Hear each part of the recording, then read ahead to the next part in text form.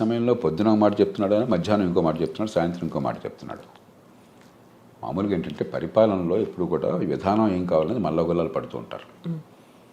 కొందరు ఇలా చేస్తే బాగుంటుంది అంటారు, మరికొందరు రకాల దానిలో ఇబ్బందులు ఉన్నాయి, ఇలా చేస్తే బాగుంటుంది అంటారు, మరికొందరు ఇంకో రకంగా అంటారు.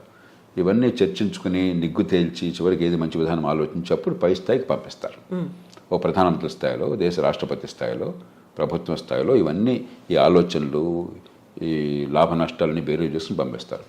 ట్రంప్ ఏమవుతుంది, పురిలో ఏదో ఆలోచన పడుతుంది, వెంటనే ఆయన దేశాధినేతగా ప్రకటించేస్తున్నాడు. మధ్యాహ్నానికి అది కష్టం అనిపిస్తుంది, వెంటనే మార్చుకుంటున్నాడు. పొద్దున్న ప్రకటించినప్పుడు ఆయన బృందం అంతా వైట్ హౌస్లో ఆయన కేబినెట్ మంత్రులు కానీ లేకపోతే ఆయన ఉన్నతాధికారులు కానీ నేచురల్గా నాయకుడు దేశాధినేత ఆదేశం ఇచ్చాడు కదా ఆయన సమర్థించాలా. మధ్యాహ్నం మాట మారుస్తున్నాడు, మళ్ళీ దీన్ని సమర్థించాలా. సాయంత్రం ఇంకో మాట చెప్తున్నాడు, మళ్ళీ దాన్ని సమర్థించాలా. అంటే ఒక తుగ్గలకి వ్యవహారంలాగా తయారవుతుంది. ట్రంప్ కూడా నిలకడగా, ఎందుకంటే నిలకడగా కొన్ని విషయాల్లో నిలకడగా నడచవచ్చు. ఇమిగ్రెంట్స్ ఉండటానికి వెళ్ళలేదు, అక్రమంగా వచ్చినటువంటి ఇమిగ్రెంట్స్ ఉండటానికి వెళ్ళలేదు, అక్కడ కన్సిస్టెంట్గా ఉన్నాడు. మంచి వచ్చేటో పక్కన పెట్టండి. అలాగే మరికొన్ని విషయాలు, కానీ కొన్ని విషయాల్లో పొద్దున మధ్యాహ్నం సాయంత్రం ఒక్కసారి ప్రభుత్వం మాట 2-3 సార్లు మారిపోతుంది. అది ఏ దేశానికి మంచిది కాదు. విధానాలు లోతుగా ఆలోచించాలి, తొందరపడి నిర్ణయాలు చేయకూడదు, అన్ని రకాలుగా పూర్వాపరాలు పరిశీలించాలి. వినదగిన ఎవరు చెప్పినా అని చెప్పని మీరు ఏదనుకుంటున్నారో దానికి వ్యతిరేకంగా చెప్పేవాళ్ళ మాట కూడా ఆలోచించి నిర్ణయం తీసుకోవాలి. తీసుకున్నాక నిలకడగా ఉండాలి. ఇప్పుడు ఆలోచించకుండా తొందరపడి నిర్ణయాలు, నిలకడ లేకుండా వెనక్కి వెళ్ళటం జరుగుతుంది. ఇప్పుడు జన్మతః పౌరసత్వం రద్దుకు సంబంధించి చేసినటువంటి అనౌన్స్మెంట్ అది ఏ దిశలో ముందుకెళ్తుంది అనుకుంటున్నారు సార్? అది జరగదు. ఆ దేశంలో కోర్టులు అంగీకరించవు, ఆ దేశంలో రాజ్యాంగం ఒప్పుకోదు. రాజ్యాంగాన్ని మార్చడం ఎవరి తరమో కాదు. అయితే ఒక్కటే అవకాశం ఉన్నది, ఇది సుప్రీంకోర్టు దాకా వెళుతుంది. బహుశా వెళితే సుప్రీంకోర్టు తీసుకోవాలనేది. మన దేశంలాగా ప్రతి కేసు సుప్రీంకోర్టు తీసుకోవద్దు. అక్కడ కింద కోర్టులో దీన్ని ఆపేశారనుకోండి, సుప్రీంకోర్టు తీసుకోకపోవచ్చు అసలు. మన దేశంలో ప్రతి చెత్త చెదారం ప్రతి కేసు వెళ్ళిపోతుంది సుప్రీంకోర్టుకి. అక్కడ అట్లా ఉండదు. ఏడాదికి 100 కేసులు చూస్తారంతే. వాళ్ళు ముఖ్యం అనుకున్నాయి, మిగతావన్నీ అప్లికేషన్ పెట్టి మాత్రం కోర్టుకు తీసుకురావాలి. ఊరికే డాకెట్ షీట్ నిండిపోతుంది, కోర్టుకు వేరే పని ఉండదు. ఒకవేళ తీసుకుంటే సుప్రీంకోర్టు తిరస్కరిస్తుంది. కానీ బహుశా ఏది ఆమోదించే అవకాశం ఉంది అంటే గట్టిగా ప్రభుత్వానికి వాదించే అవకాశం ఒకటి ఉన్నది. అక్రమంగా తల్లిదండ్రులు కనుక ఆ దేశానికి చొరబడ్డట్టయితే, ఏ రకమైన డాక్యుమెంట్ వేసా లేకుండా అలా చొరబడ్డాక ఈ దేశంలో బిడ్డలను కన్నట్టయితే వాళ్ళకి పౌరసత్వం రాజ్యాంగంలో పదజాలం ప్రకారం వాళ్ళకు కూడా అవుతుంది, ఆ దేశంలో పుట్టారు కాబట్టి. కానీ రెండో పార్టీ పదజాలం మళ్ళీ కొంచెం సందిగ్ధంగా ఉంది. కాబట్టి దేశంలోకి రావడమే అక్రమంగా ఉన్నారు కాబట్టి అక్రమంగా వచ్చిన వాళ్ళకు, అక్రమంగా ఉన్న కాలంలో పుట్టితే వాళ్ళకి లేదు అని చెప్పి బహుశా కోర్టు ఒప్పుకోవచ్చు, మనకు తెలియదు.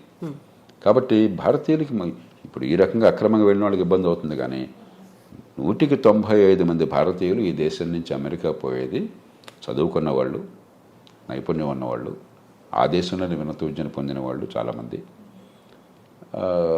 నైపుణ్యం వల్ల అతను పూర్తిగా పద్ధతి ప్రకారం వీసా పొందిన వాళ్ళు. వాళ్ళకి ఎలాంటి ఇబ్బంది ఉండదు. మన ఊరికి అనవసరంగా కంగారు పడిపోయేది కొంపనిపోతే అనుకోవడం తప్ప నాకు 100కి వాళ్ళు ఏమాత్రం అనుమానం లేదు. కానీ అక్రమంగా చొరబడిన తల్లిదండ్రులకు పుట్టిన సంతానమైనట్లయితే సుప్రీంకోర్టు బహుశా వేరే స్టాండ్ తీసుకోవచ్చు.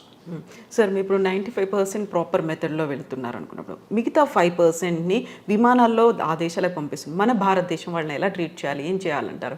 అవగాహన కల్పించాలా? మళ్ళీ అవకాశం ఇప్పుడు ఈ దేశంలో 145 కోట్ల జనాభా ఉంది, 54 కోట్ల మంది పనిచేసేవాళ్ళు ఉన్నారు. దానిలో అత్యధికులు అసంఘటిత రంగం, రెక్కాడితే డొక్కాడిన వాళ్ళు, రేపు పొద్దున భోజనం ఎక్కడ దొరుకుతుందో తెలియని వాళ్ళు. కాబట్టి మన దేశంలో వాళ్ళేదో అక్రమ ఖర్చు పెట్టి అమెరికా వెళ్ళారు కాబట్టి వాళ్ళని ప్రత్యేకంగా నెత్తినెక్కించుకోవడం సాధ్యం కాదు. అందరి పౌరులతో సమానం. ఈ దేశంలో అందరికీ ఏ ప్రయత్నాలు చేయగలుగుతాం మనకున్న వనరులతో, మనకున్న పరిస్థితుల్లో, మనకున్న అవకాశాలతో ఆ ప్రయత్నాలు వాళ్ళకి చేస్తాం తప్పితే వీళ్ళని ప్రత్యేకంగా నెత్తిన పెట్టుకోవడం నేను చెప్పిన మాట రుచించకపోవచ్చు. వాళ్ళ మన దేశంలో 2 రోజులు కొంచెం ప్రచారంలోకి వస్తే అది ప్రపంచంలో మోస్ట్ ఇంపార్టెంట్ ఇష్యూ. అంటే భారతదేశంలో ఈ కోట్ల మంది భవిష్యత్తు అక్కర్లేదా మనకి? కాబట్టి ఖచ్చితంగా ఈ దేశంలో ఉన్న మేరకు ఆ పరిస్థితులను బట్టి అవకాశాలు ఉంటాయి. అక్కడి నుంచి వచ్చేవాళ్ళు మరి ఇంకోటి గమనించండి, అత్యధికులు లక్షలాది రూపాయలు ఖర్చు పెట్టి వెళ్ళిన వాళ్ళు. కాబట్టి వాళ్ళు కొంత సొంతంగా బతకగల వాళ్ళు, బతకలేని వాళ్ళు కాదు. అందులో మనం చర్చ చేసినప్పుడు కూడా పత్రికల్లో కానీ టీవీల్లో కానీ ఇదేది మిడిల్ ఈస్ట్ అనుకోండి, అక్కడికి వెళ్ళిన వాళ్ళు అత్యధికులు, కొందరు బాగా నైపుణ్యం ఉన్నవాళ్ళే, మిగతా వాళ్ళు పాపం కాయ కష్టం చేయడం కోసం వెళ్ళిన వాళ్ళు. అది ఇది ఒకటి కాదు. అంచేత మనం ఖచ్చితంగా సానుభూతి చూపెట్టాలి. అంతేగాని మిగతా అన్ని వదిలేసి వీళ్ళ కోసం ప్రత్యేకంగా ప్రభుత్వాలు చేయమంటే మిగతా ప్రజలంతా ఏంటి? ఈ దేశంలో ఒక పేద దేశం, కోటాను కోట్ల మంది అసంఘటితంగా ఉన్నారు. 185-90 మంది నెల జీతం లేనటువంటి కష్టపడి పనిచేస్తున్న వాళ్ళు, రెక్కాడి దగ్గర డొక్కాడిన వాళ్ళు. అందరి సంగతి పట్టించుకోవాలి ప్రభుత్వం, అందరితో పాటు తప్ప అందరికంటే ఎక్కువగా నెత్తిన పెట్టుకోవడం సాధ్యమూ కాదు, అవసరమూ లేదు. సో ఇప్పుడు మోదీ విజిట్ అనేది ఉంది సార్, రెండోసారి మా రాష్ట్రపతి అయిన తర్వాత వెరీ ఫస్ట్ టైం మీట్ అనేది ఉంది. ఏం జరుగుతుంది సార్, ఏమేమి ఎక్స్పెక్ట్ చేయొచ్చు మనం? ఇప్పుడు 3 విషయాలు. ఒకటి, ఇవన్నీ పక్కన పెడితే పార్టీ ఏదన్నా ఒకటి అమెరికాలో భారత్కి అమెరికాకి చాలా విషయాల్లో ఏకాభిప్రాయం ఉన్నది, ఉమ్మడి ప్రయోజనాలు ఉన్నాయి. అందుకనే వ్యూహాత్మకమైన ఒప్పందం, స్ట్రాటజిక్ అలయన్స్ అంటున్నాం. ఎందుకంటే చైనా పెద్ద భూతంలా కనిపిస్తుంది, వాళ్ళకి భూతం మనకి భూతం, వివిధ కారణాల వల్ల. ఆ నేపథ్యంలో దాన్ని మరింత సంఘటితం చేయడం, బలోపేతం చేయడం. రెండోది, ఇవన్నీ ఒక రకంగా చిన్న చిన్న సమస్యలు, పెద్ద సమస్యలు కాదు.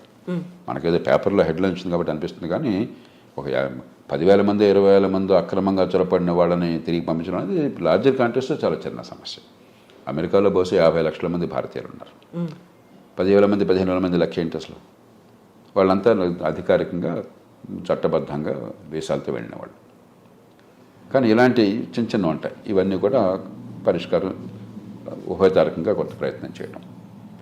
కానీ కీలకమైనది ఏంటంటే వాణిజ్యం, అంతర్జాతీయ వాణిజ్యం. భారతదేశానికి అమెరికాతో మిగులు ఉన్నది, కానీ పెద్ద మిగులు లేదు. పెద్ద మిగులు ఉన్నది అమెరికాకి కెనడాతో ఉన్నది, అంతకంటే ఎక్కువ మెక్సికోతో ఉన్నది, చైనాతో, మెక్సికోతో, కెనడాతో ఉన్నది. వియట్నాంతో దాదాపు $62 బిలియన్ మిగులు ఉన్నది. చిన్న దేశం, గోచిపాత దేశం. మంద 60 బిలియన్ డాలర్లు, మంద $30 బిలియన్ అంతా మిగిలింది మనకి, భారత్కి. అమెరికా ఒక్కటే పెద్ద దేశం, మనకి అసలు మిగిలిన్నది. తగ్గించాలని ఒత్తిడి ఉంటుంది. అందుకనే మన బడ్జెట్ కూడా కొంత మనం దిగుమతి సుంకాలు తగ్గించే ప్రయత్నం చేశాం. ఉభయతారకంగా ఆయన మనసును గుర్తిరిగి కాస్త ఆయన్ని ప్రసన్నం చేసుకోవటం, అదే మన ప్రయోజనాలను కాపాడుకోవటం. మనం నష్టపోకూడదు. అవతల వాళ్ళకి మీరు అంత భీష్మించి కూర్చున్నప్పుడు వాళ్ళకి ఏదో కొన్ని చూపెట్టాలి. కాబట్టి వాణిజ్యం విషయంలో ఏం చేయాలి? ఈ 3 ప్రధానమైన అంశాలు అవుతాయి చర్చలో. సో మన దగ్గర నుంచి వస్తున్నటువంటి దిగుమతుల మీద కూడా విపరీతమైనటువంటి సుంకం పెట్టబోతున్నారు, టారిఫ్లు విధిస్తారు అనే మాట అంత ఎక్కువ ఉంటుంది. వీళ్ళకి మనకి ఏంటంటే ఇదిగో పుల్లాడి దిగుతో అంటున్నాం మనం. మెక్సికో నుండి కెనడా మీద సుంకాలు పెడతా ఉన్నారు, మళ్ళీ వెంటనే మధ్యాహ్నానికి మార్చేశారు, సాయంత్రం ఇంకోటి అన్నారు. మన మీద కూడా ఇవన్నీ ఏంటంటే నెగోషియేటింగ్ టాక్టిక్. ఒక ప్రభుత్వాధినేత నెగోషియేటింగ్ టాక్టిక్స్, మనకి సంప్రదింపుల్లో మాట్లాడేటువంటి వాటిని అనాలోచితంగానో లేకపోతే తాత్కాలికంగానో విధానంగా అంత ఆర్భాటం చేసి ప్రకటించకూడదు. ట్రంప్ స్టైల్ అది, ఆయన తీరే అది. మనం ఏం చేస్తాం? ఆయన తీరు మార్చలేం కదా. పుట్టుకతో వచ్చిన బుద్ధి పుట్టుకలతో పోదని చెప్పిన మన చేతుల్లో ఏం లేదు.